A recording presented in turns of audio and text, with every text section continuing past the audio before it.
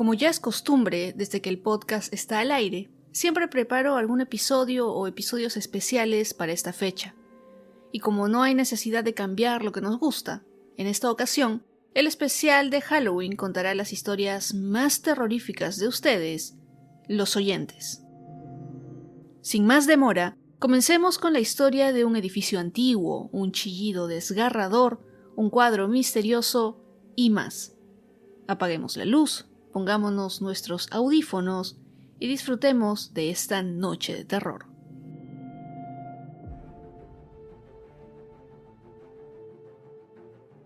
Esta es la historia de Maite, de Uruguay. El lugar donde sucedió esta particular anécdota es un sanatorio muy antiguo, de finales del siglo XIX, que además ocupa un área bastante grande de terreno, y debido a su antigüedad, algunas partes se mantienen originales, como los ascensores, y otras están en refacción y recuperación, pues bueno, estas se ven un poco abandonadas. Sobre este lugar se cuenta que tiene algunos fantasmas bien identificados, que serían los de una monja que llevó a cabo labores de enfermería, un médico mejor conocido como el Dr. Lenguas, que aparentemente sería uno de los fundadores del nosocomio, y era además como una especie de salvador, ya que se cuenta que revivió a algunos pacientes, o que solo sus palabras podían reconfortar y hasta mejorar a los enfermos. Sin embargo, de estos dos entes paranormales, por lo general se cuentan cosas buenas, como que a pesar de que no están en nuestra dimensión, siguen cuidando a los pacientes en el sanatorio. Y aunque yo soy bastante escéptica, y hasta me gusta una buena película de terror, lo que me pasó una noche en el sanatorio donde casualmente yo trabajaba, me asustó a tal punto que me hizo dudar de mi escepticismo. Esto me sucedió hace 3 años. Estaba trabajando en la farmacia, un área que no era la que normalmente me encontraría, ya que mi ubicación regular era otro edificio perteneciente a esa red de sanatorios. Y confieso que ya había escuchado ciertas historias sobre lo que sucedía en esa parte del hospital, así que, quién sabe, podría haber estado sugestionada. Ahora, también tengo que mencionar, para que entren en contexto, que a partir de las 7 de la noche, la mitad del piso donde yo me encontraba quedaba completamente vacío, y yo era la única persona en esa parte del edificio. Es más, para llegar a la enfermería, que era la parte donde sí había otras personas, tenía que atravesar un pasillo largo que no estaba bien iluminado. La noche en cuestión estaba realizando una tarea bastante monótona, así que decidí poner un poco de música para no aburrirme, pero no muy alta para estar pendiente por si alguna de las enfermeras llegaba a hacer algún requerimiento. En ese momento sucedió la primera de una seguidilla de cosas que fueron escalando. Sentí el inconfundible golpe de un bolígrafo contra la puerta y salí para atender a quien estuviera ahí, pero no había nadie. Apagué la música para estar más pendiente y al poco tiempo escucho como unos pasos se acercan a la puerta y nuevamente oigo ese golpeteo de un lapicero contra esta. Salgo más rápido aún para ver qué pasa, pensando que alguien me estaba jugando una broma, pero nuevamente no hay nadie.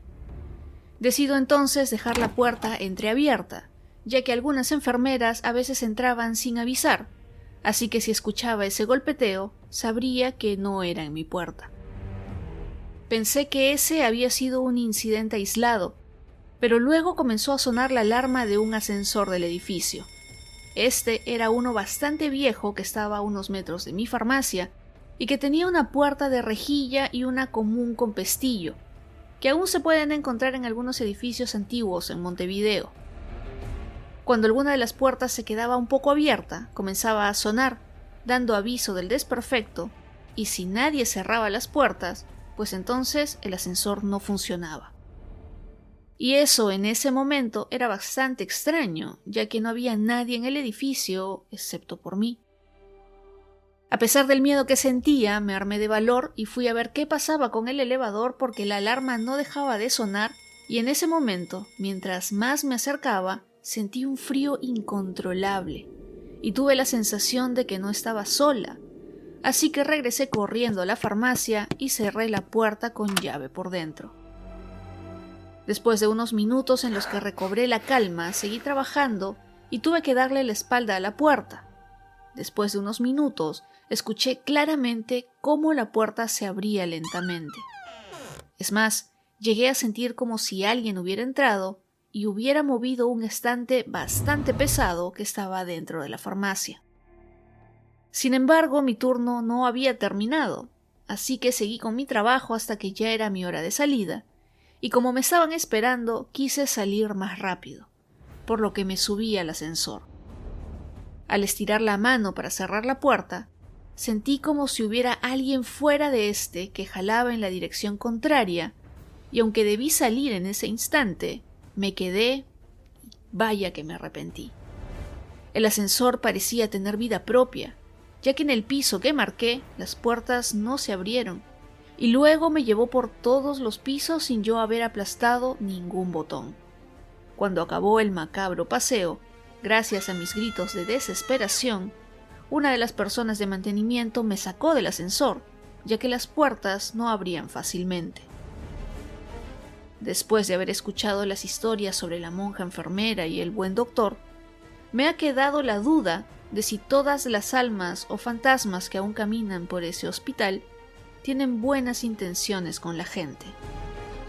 Esa noche parece que había algo más siniestro.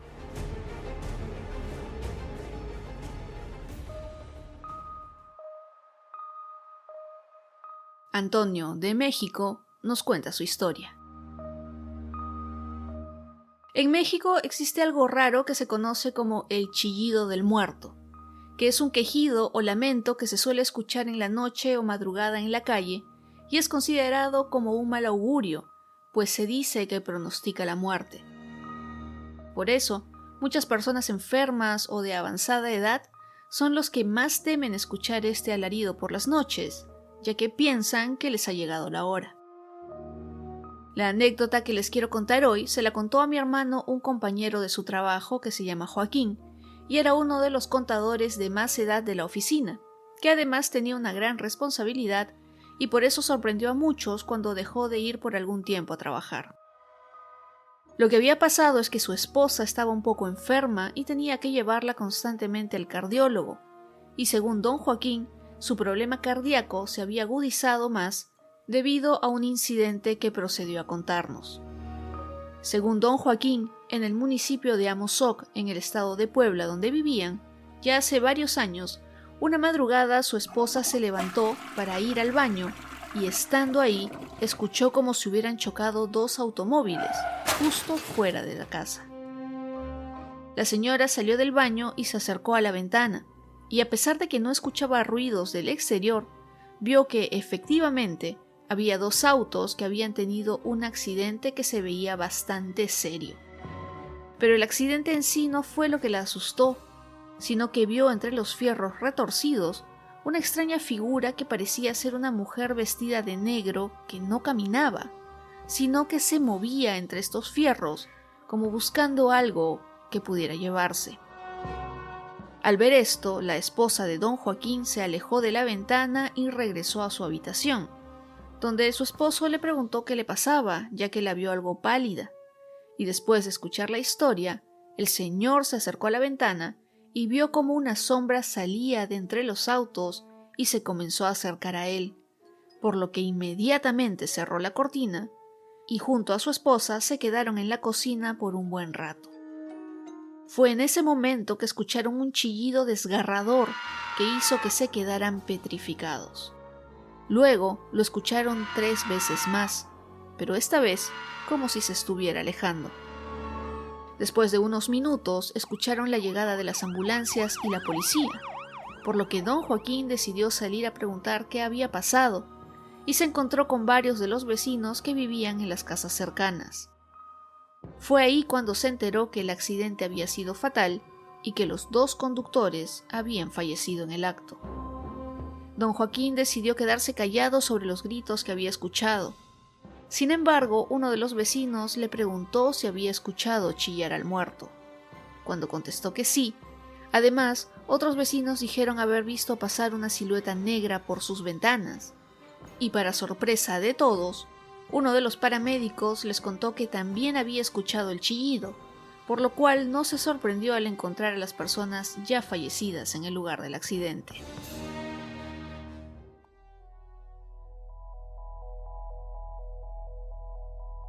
Nuestra tercera historia es la de Sebastián, que la envió desde México.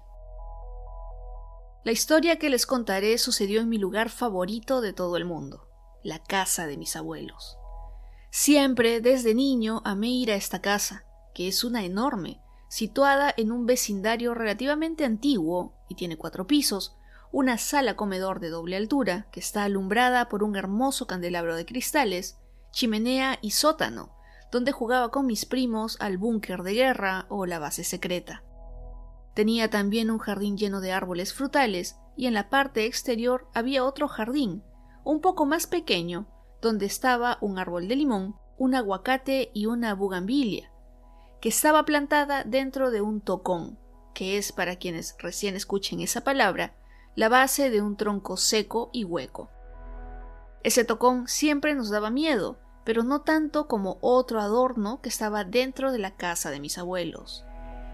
Fuera de una de las recámaras se encontraba un cuadro que había pintado mi abuela, y era el de una niña, sentada sobre otro tocón muy parecido al que estaba en el jardín de la casa, que llevaba un vestido azul y tenía una mirada muy penetrante, que parecía seguirte a donde fueras.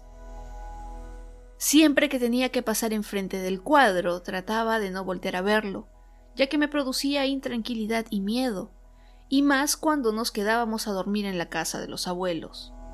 Y fue una de esas noches que, junto con unas 2 primas que también se habían quedado en la casa, después de asegurarnos que los abuelos se habían dormido, encendimos las luces, descolgamos el cuadro y lo escondimos en uno de los armarios de una habitación que ya no se usaba.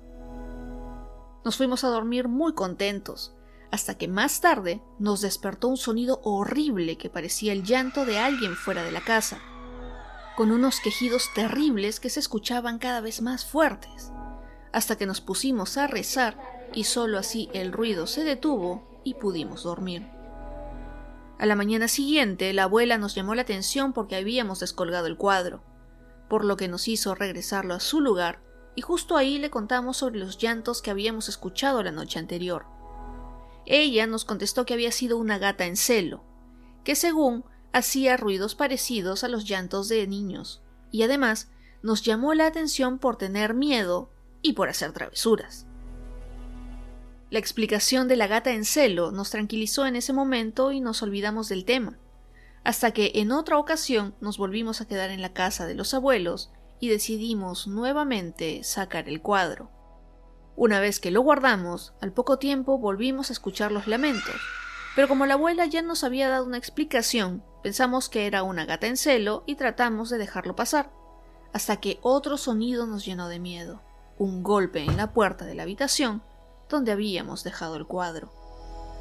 Ese ruido no nos dejó dormir y teníamos tanto miedo que no queríamos salir del cuarto, así que solo prendimos las luces y nos pusimos a rezar hasta que nos quedamos dormidos. A la mañana siguiente, antes de bajar a desayunar, pasé al baño y escuché que mi abuelo le dijo a mi abuela: ¿Escuchaste, María? En la noche vino la niña que llora, y esta vez lloró muy fuerte. A lo que mi abuela le contestó que sí, que la había escuchado y que seguramente nosotros habíamos sacado el cuadro otra vez. Después de escuchar eso y casi hacerme en los pantalones, corrí a donde estaba mi hermano y mi prima y les conté todo. Los 3, muy asustados, fuimos a poner el cuadro en su sitio, mientras que le pedíamos perdón a la niña, pero no la mirábamos. Luego, en el desayuno, le pregunté a mi abuela por el ruido y nos dijo que eran los gatos, que ya no preguntara más y que no volviéramos a sacar el cuadro de su sitio. A pesar de que intencionalmente nunca volvimos a sacar el cuadro, las veces que se caía por alguna razón, siempre se escuchaban los lamentos, pero siendo niños, nos convencíamos de que eran las gatas y lo dejábamos ahí.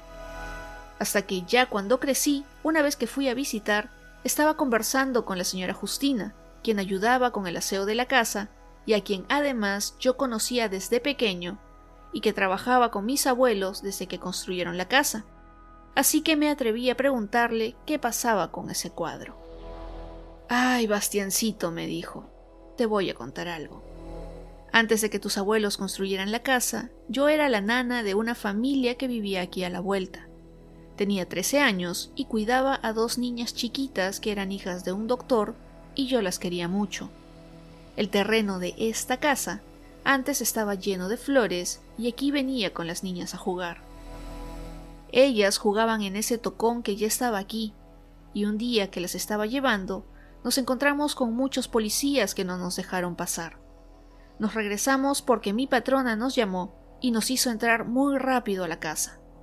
Hizo que las niñas vayan a su cuarto y me dijo que si quería sacarlas otra vez, le avisara, porque no tenía permiso para ir yo sola con ellas. Lo que había pasado es que se había perdido una niña. Es más, había salido en las noticias y justo esa tarde la habían encontrado muerta en el tocón del terreno. En ese momento, yo, ya un Sebastián adulto, me quedé congelado con lo que había escuchado. Pero eso no fue todo. Justina me contó que cuando mis abuelos comenzaron a construir no sabían de la historia, y mi abuelo no quiso sacar el tocón porque le parecía simpático y ahí lo dejó. Con el tiempo, la familia del doctor para la que Justina trabajaba se fue, y ella comenzó a trabajar con mis abuelos, por lo que le contó la historia a mi abuelo, pero él no le creyó, hasta que pocas noches después comenzaron a escuchar los llantos de una niña, y por el susto, mi abuela hizo bendecir la casa por dentro y fuera. Con ello dejaron de escuchar a la niña por un tiempo, hasta que mi abuela comenzó a soñar con ella y decía que la niña le pedía que la recordaran. Es por eso que ella pinta a la niña cerca al tocón y colgó la pintura dentro de la casa.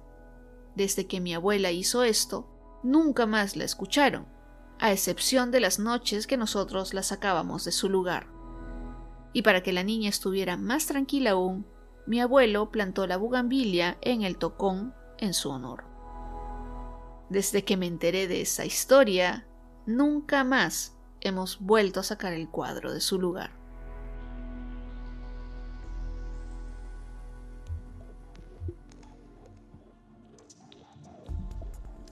Marcela, host del podcast Rincón Escarlata, nos manda su historia y nos la cuenta ella misma.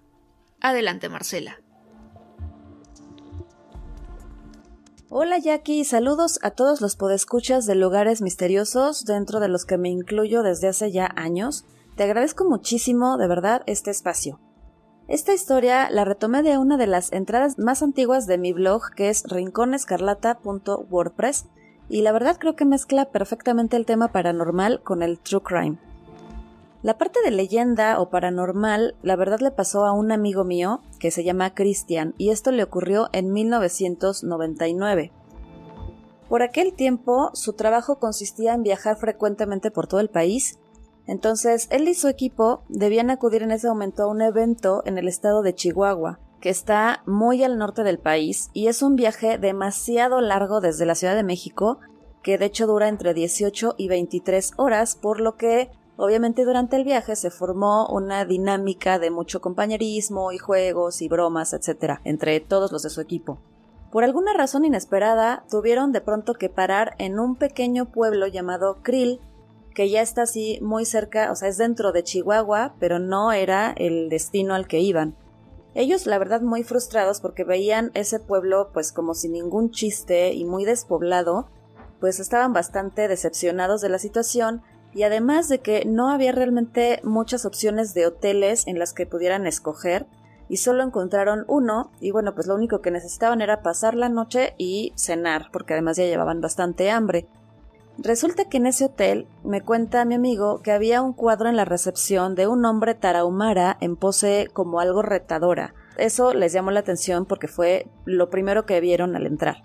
Después, ya cuando entraron al restaurante, en este había otro cuadro, pero ya con varios tarahumaras. Y me cuenta que entre todos ellos empezaron a jugar, así como a compararse a sí mismos con cuál se parecía a quién de los personajes del cuadro. Entonces, bueno, no pasó de 2 horas de estar haciendo chistes y esas cosas. Se fueron a dormir y para esto eran 8, entonces fueron de 2 en cada habitación. Él recuerda perfectamente que ya al quedarse dormido comenzó a soñar que el techo de su habitación desaparecía y se abría un ventanal enorme y que las cortinas volaban como si estuvieran siendo succionadas por el cielo, pero ya lo realmente feo fue cuando él se dio cuenta que no podía moverse ni respirar bien. Esto es como la típica subida del muerto, como decimos acá en México, o propiamente sería el parálisis del sueño. Como sea, pues él de verdad se estaba asfixiando y en algún momento hizo algún movimiento, un reflejo en el que ayudó a que su compañero notara que se estaba asfixiando, entonces lo despertó. Pero lo curioso es que durante ese sueño, Christian recuerda que veía a un tarahumara riéndose de él, hacía carcajadas como disfrutando que él se estuviera ahogando, que no se pudiera mover. Y luego más extraño fue que su amigo, su compañero, también estaba como tanteando su colchón porque decía que él también estaba soñando que alguien se reía de él, pero que además lo estaban picando con algo filoso. Entonces él pensaba que debía haber algo filoso por lo que estaba soñando eso. Sin embargo, no había absolutamente nada en su cama. Pues total, los dos ya muy asustados decidieron salirse de la habitación y buscar a otros de sus compañeros, pedirles como posada. Obviamente sí los recibieron, pero claro que se burlaron primero de ellos porque así como niños chiquitos que tuvieron una pesadilla y corren por sus papás, bueno, pues no se salvaron de esa broma. Lo chistoso, o lo que fue así como les salió el tiro por la culata, fue que a la media hora de que ya estaban volviendo a dormir, esos que se estaban burlando también empezaron a tener la misma experiencia de no poder dormir bien, de no poder respirar o pesadillas, etc. Bueno, para no hacerles el cuento largo, resulta que al final todos, o sea, los 8 compañeros sufrieron experiencias parecidas o unas todavía más espeluznantes. Por ejemplo, uno de ellos contó que en la regadera de su habitación, o sea, en el baño, se abría esta regadera sola a cada rato. Ellos iban, la cerraban porque igual les decían, no, pues a lo mejor está floja, la cerramos mal o algo. La cerraban y a los minutos se volvía a abrir. Entonces, bueno, los 8 terminaron todos juntos muertos de miedo en una sola habitación. Obviamente al final, al día siguiente decidieron largarse de ahí inmediatamente porque era demasiada coincidencia que a todos les hubiera pasado lo mismo. Y aunque sí podríamos hablar de histeria colectiva o algo parecido, o sea, sugestión por algo que, no sé, por los cuadros que vieron, lo que es extraño es que, digamos que cada uno por su parte estaban viviendo las mismas cosas feas, aunque no estaban siendo conscientes de que los otros también estaban viviendo lo mismo, pues la verdad bastante inexplicable. Ya al día siguiente, cuando estaban por salir del hotel, uno de ellos no pudo contener la curiosidad y decidió preguntarle a uno de los trabajadores del hotel, pues contarles primero lo que le había pasado y si él sabía algo de lo que pasaba ahí. Y el señor le dijo que sí, que efectivamente en ese hotel pasan cosas, que era normal, que ya se sabía como por todo el mundo. Y él le preguntó a su vez que si ellos no habían escuchado sobre la matanza de estudiantes, como si ellos fueran locales. Y el señor procedió a contarles que efectivamente ahí había ocurrido una masacre hacía algunos años, porque también un grupo de estudiantes se habían ido a pasear en Krill cuando se encontraron con unos jóvenes raramuris, que es también como se les llama a los tarahumaras. Se supone que se pusieron a jugar cartas y parece ser que los turistas les ganaron a los jóvenes tarahumaras y que eso los ofendió mucho, por lo que sin mediar palabra alguna decidieron írseles encima a hachazos y mataron a todos los estudiantes. Eso fue lo que le contó este señor. Obviamente ellos, bueno, pues ya salieron muy asustados. Cuando mi amigo me contó esta historia, la verdad es que me cautivó muchísimo, porque dije, bueno, si hay además algo que conecta tan bien eso que ellos vivieron con algo que soñaron y con lo que les contó este señor, tiene que haber algún registro. Y aquí es donde entra la parte de crimen real. Me dispuse entonces a buscar en Google y lo primero que puse fue matanza de estudiantes en Krill, o algo parecido tendría que aparecer en internet. Pero resulta que lo único que aparecía era pues también acerca de Krill y de una matanza de estudiantes, pero o sea era ridículamente sobre otra matanza de estudiantes en Krill en el 2008. Así como si fuese lo más cotidiano del mundo matanzas de estudiantes. Bueno, pues es México y tristemente así está mi país. Pero ese evento, el del 2008, pues no podía ser porque esto le había ocurrido a Christian en el 99, en 1999, tenía que haber sido mucho antes. Entonces, buscando más, logré dar con un titular que decía La masacre de Arareco. Leyendo ya ese texto, resulta que un 13 de abril de 1987, 4 jóvenes de la capital de Chihuahua viajaban en Semana Santa a este pueblo porque les había llamado mucho la atención conocer el lago Arareco, que realmente es muy muy hermoso, tiene unos paisajes bellísimos, entonces ellos querían conocer el lago. Se decidieron a acampar a orillas de este y se cuenta en la misma nota que se toparon con otros jóvenes de la comunidad. No se dice exactamente si todos eran tarahumaras, pero bueno, eran personas indígenas y ellos también estaban ahí como pasando el rato. Entonces no se dice que hayan jugado cartas o algo así, pero bueno, como que empezaron a platicar y a convivir. Sin embargo, parece ser que efectivamente algo hicieron los turistas que molestó a los tarahumaras, o bueno, eso ya queda un poco en especulación porque nunca se supo bien el motivo, pero los jóvenes comenzaron a agredir a los turistas con palos, con ramas, y finalmente las cosas escalaron a un nivel que terminaron sacando sus hachas y efectivamente las blandieron muy furiosos sobre los estudiantes. Tristemente, de los 4 jóvenes que iban ahí de turistas, solo uno sobrevivió, de apellido Sáenz. Las víctimas mortales fueron César, de 24 años, Jorge, de 23, quienes eran ambos estudiantes de contabilidad, y un niño que apenas tenía 15 años de nombre Andrés, y este era primo del único sobreviviente del hecho. Ese joven que sobrevivió, el que se apellida Sáenz, se hizo pasar por muerto para que lo dejaran en paz y parece ser que alguien que también pasaba por ahí de turista lo vio, lo llevaron a una clínica rural y milagrosamente le salvaron la vida.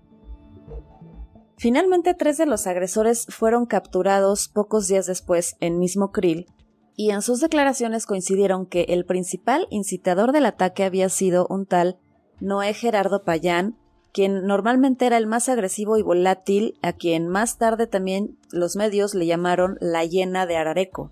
A este hombre les costó un poco más de trabajo aprenderlo, pues se había fugado a Sinaloa, pero finalmente también lo atraparon. Ya después fueron sentenciados a 40 años de prisión por homicidio agravado, y de hecho después se supo que uno de ellos se quitó la vida 23 años después de este suceso dentro de la prisión. Por lo que entiendo, este trágico suceso conmocionó tanto a la comunidad que poco a poco se le fueron añadiendo estos detalles, como les mencionaba, que todos eran tarahumaras, aunque no está bien registrado, o que estaban jugando cartas, cosa que tampoco se menciona en ningún medio. Todo esto pues queda simplemente en especulaciones o rumores, pero en lo que creo fuertemente es que un hecho de esa magnitud debe de dejar impregnado el lugar de alguna energía muy negativa en los alrededores de aquel lago, de aquella escena, y va generando que las personas sensibles sí vivan este tipo de experiencias paranormales. Así que bueno, si ustedes son personas así de sensibles a presencias o energías y llegaran a viajar a Chihuahua, a Krill, pues más les vale que elijan bien la zona en donde se vayan a quedar. Les recuerdo que me pueden encontrar como Rincón Escarlata en todas las apps de podcast disponibles y mil gracias de nuevo por este espacio Jackie y les mando a todos un fuertísimo abrazo.